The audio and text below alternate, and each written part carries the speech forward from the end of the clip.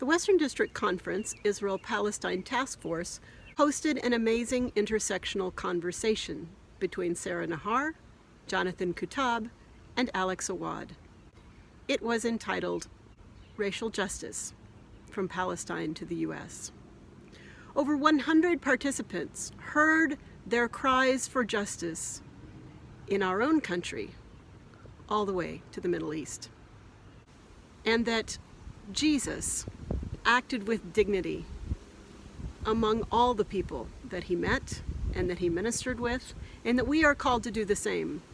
We are also called to dismantle racism and injustice wherever we find it. And indeed, we are really in it together. If that wasn't felt by everyone before the novel coronavirus pandemic, we know it now.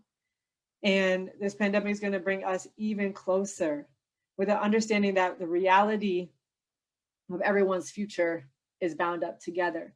So when I'm speaking about the current events of racial justice here in the United States, as well, and connected with Palestine, there's a way in which this is not just a struggle of oppressed minorities, so to speak, but it is a struggle for everyone's future.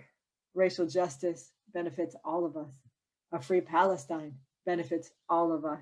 So just like discipleship, we're in it for the long haul, and we're in it to work out our salvation with fear and trembling together.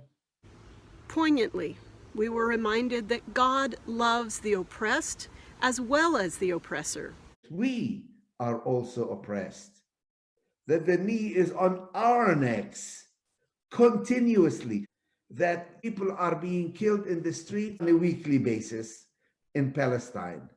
If we can somehow accept that we are all God's children, if we can begin to see in the least of these, my brethren, the face of Jesus Christ himself, then we can begin to seek justice, genuine justice.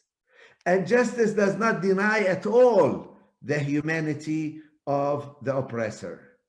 And this is something that we need to assert again and again and again. That when we assert the rights, the humanity, the freedom of Palestinians, we are not being anti-Semitic.